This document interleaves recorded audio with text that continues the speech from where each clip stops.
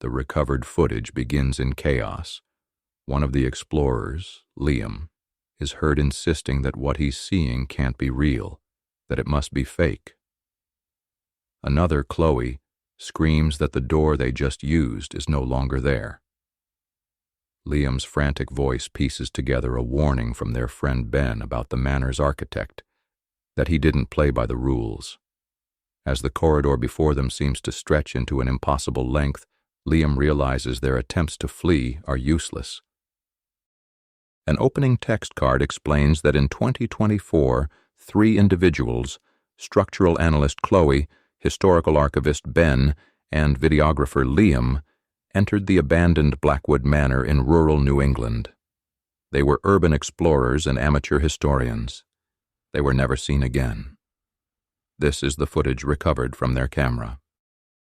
The recording starts with Liam checking his camera and microphone. Ben's voice confirms the audio is clear as he marvels at the sight of Blackwood Manor, more imposing in reality than any archival record suggested. Khloe, ever the pragmatist, notes its immense size and the near-total collapse of the north wing. She questions Ben's choice of entrance, expressing her desire to avoid rotted second-story floorboards. Ben is confident, explaining that the oldest blueprints he digitized showed a servant's entrance on the west facade leading to the kitchen pantry, which he deemed their safest entry point. When Liam questions why a house would have blueprints revised 7 times, Ben relays the history of the original owner and architect, Alistister Blackwood. Blackwood wasn't indecisive, but obsessed.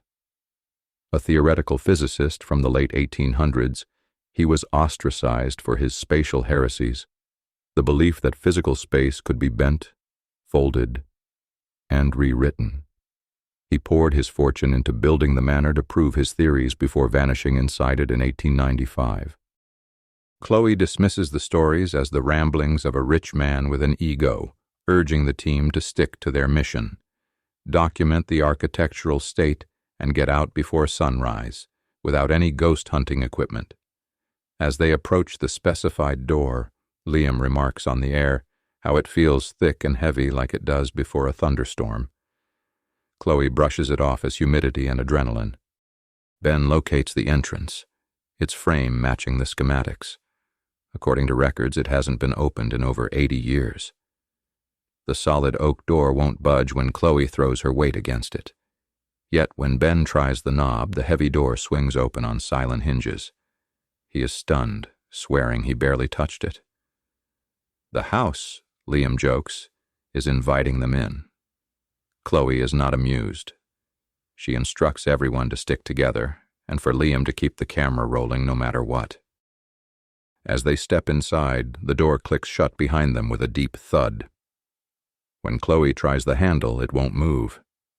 It feels fused with the wall, as if it were never a door at all. Ben suggests an old lock may have rusted into place and that they can find another way out through the grand hall. They find themselves in the kitchen pantry as predicted. But Liam points to something unsettling on the floor. Fresh footprints in a solid inch of dust, in a room that was supposedly sealed for decades. The team enters what appears to be Blackwood's personal study, an untouched time capsule filled with priceless texts on physics, geometry, and philosophy. Khloe insists they survey the room before touching anything. A moment later, Liam asks if the leather armchair, which he thought was facing the window, had moved. Ben agrees, certain it was facing the fireplace when they first walked in. Skeptical, Khloe devises a controlled experiment. Ben places his tablet on the center of the desk and they stare at it without looking away. After a silent minute, nothing has happened. Khloe declares it's just their suggestible minds in a creepy house. But Liam proposes another test. They all turn to face the wall. After a few seconds, they turn back around. The desk is empty. Ben's tablet is gone. It's Liam who spots it, stuck to the plaster ceiling as if held by a magnet. The sight is physically impossible. Ben realizes the room is fundamentally wrong. its internal properties redefined just as Blackwood's writings had described. He theorizes that observation itself affects the outcome. Terrified, Khloe announces a new plan.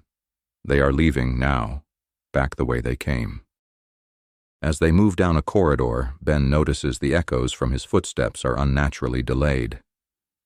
They press on into the grand hall, a magnificent space that must have once been incredible. Suddenly, Ben cries out, warning Khloe that the floor feels tilted. To her, it appears perfectly level, but when she steps closer to a support pillar, she feels it too.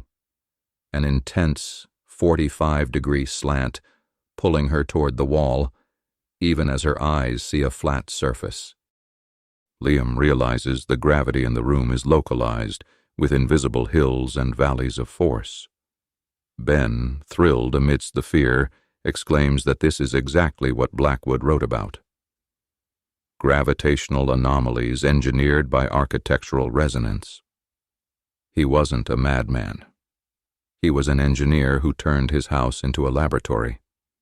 As Khloe searches for the front door on the other side of this disorienting funhouse, Liam makes a horrifying discovery. The large oak door to the study they just exited is gone, replaced by a seamless wall. The house is actively reconfiguring itself around them. Their only option is to cross the hall. They struggle forward against the unseen forces, but the far wall seems to stretch away from them, no matter how fast they move. Ben's compass needle spins wildly, confirming they are trapped in a non-Euclidean loop where space expands as they try to traverse it.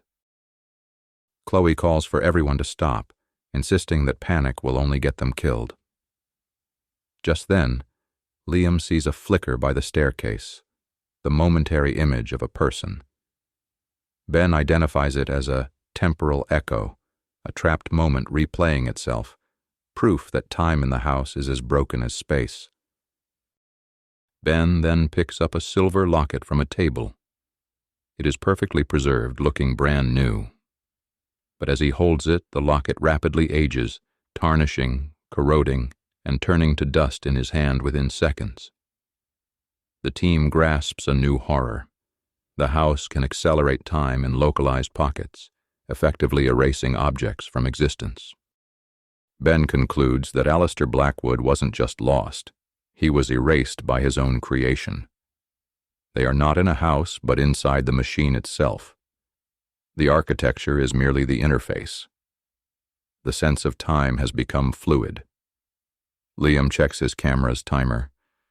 It shows they've been inside for only an hour, but he feels an exhaustion that suggests days have passed.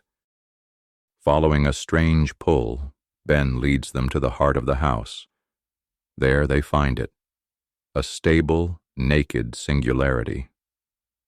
Blackwood hadn't just bent space-time. He had torn a hole through it and somehow contained it. Ben explains that it is the fundamental power source for this pocket dimension. To stop it would be to erase everything inside, including them. As he speaks, he loses feeling in his leg. The house, he realizes, thinks his presence is an error that needs correcting. His body is the error. He watches as his own hand begins to fade from existence. Khloe screams his name, but Liam warns her not to get too close to the singularity.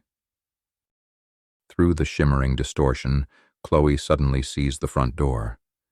Believing they can still escape, she runs toward it.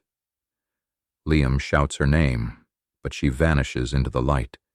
The footage dissolves into static. Only Liam's heavily distorted voice remains, repeating their initial plan like a broken mantra. In, document. Out before dawn. In, document. Out before dawn. In, document. The recording cuts to black.